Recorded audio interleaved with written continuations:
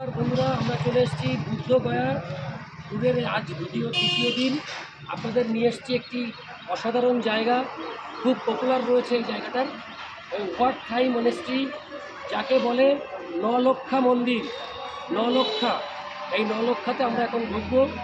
আপনারা দেখতে পাচ্ছেন তার সম্মুখভাগে রয়েছি। আমরা এখন ভেতরে প্রবেশ করব আর এই ইন্টারেস্টিং মনেস্ট্রিটা আপনাদের দেখাবো। Thank you.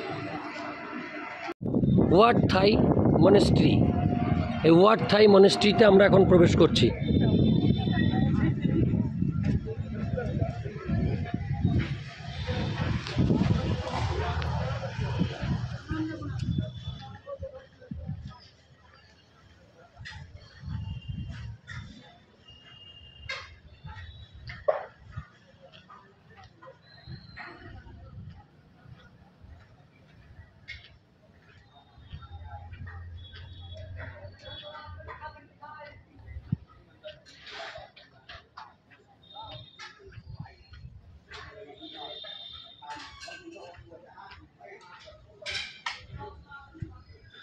এই হচ্ছে ওয়াট থাই মনেস্ট্রি,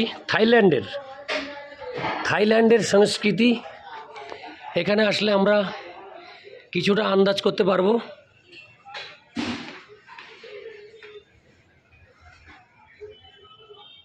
দেখুন, थाईलैंडर मोनेस्ट्री जो नाम हुआ वाट थाई मोनेस्ट्री असाधारण शिल्पकार्य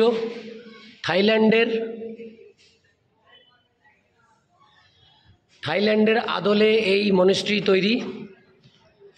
আমরা এখন চলে এসেছি ওয়াট থাই মনেস্ট্রির পাশে, মানে সম্মুখ ভাগে। এই হচ্ছে বুদ্ধ মূর্তি। ওয়াট থাই মনেস্ট্রি যাকে বলা হয় নলক্ষার গল্পটা হচ্ছে, এই থাইল্যান্ডের কোনো একজন ব্যক্তি এই 9 লক্ষ টাকা খরচা করে এই মন্দিরটা তৈরি করেছিলেন। তাই এই মন্দিরের নাম নলক্ষা মন্দির, মানে নলক্ষা মনেস্ট্রি বা মন্দির যেটা বলবেন। তো আমরা এই ওয়াট থাই মন্দির দেখে আমরা এখন বেরিয়ে যাচ্ছি।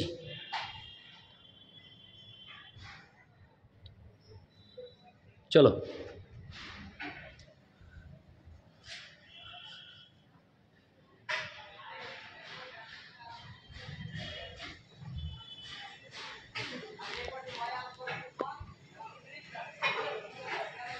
এখন কিছু কাজও হচ্ছে মন্দিরে, যার জন্য একটু ঘিরে দিয়েছে। আপনারা এগুলো একটু পজ করে করে দেখে নেবেন। আমি এগুলো তুলে নিচ্ছি ভিডিওতে। এখানে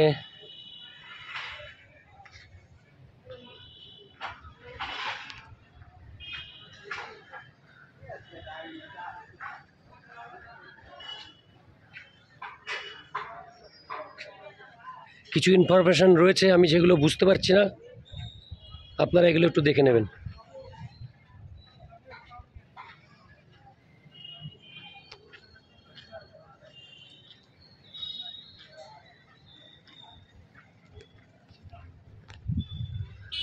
আমি আরও কিছু ইনফরমেশন এখান থেকে ক্যামেরাবন্দি করছি, আপনারা দেখে নেবেন পজ করে করে।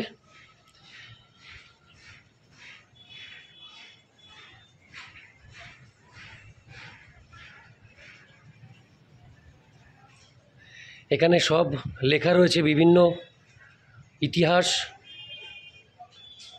আপনারা এগুলো পজ করে দেখে নেবেন।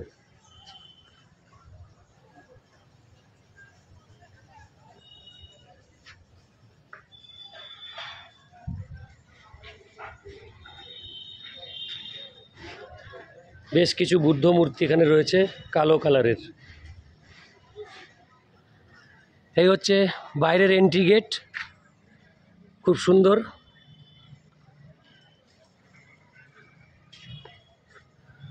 আমরা এখন বেরিয়ে যাব। পাপিয়া আর ভেতরে ঢোকেনি, পাপিয়া গেটের সামনেই রয়েছে। পাপিয়া ক্লান্ত হয়ে যাচ্ছে। ধন্যবাদ। এই হচ্ছে বাইরের সাইড, মন্দিরের বাইরের অপোজিট। ওয়াট থাই মানে ওয়াট থাই।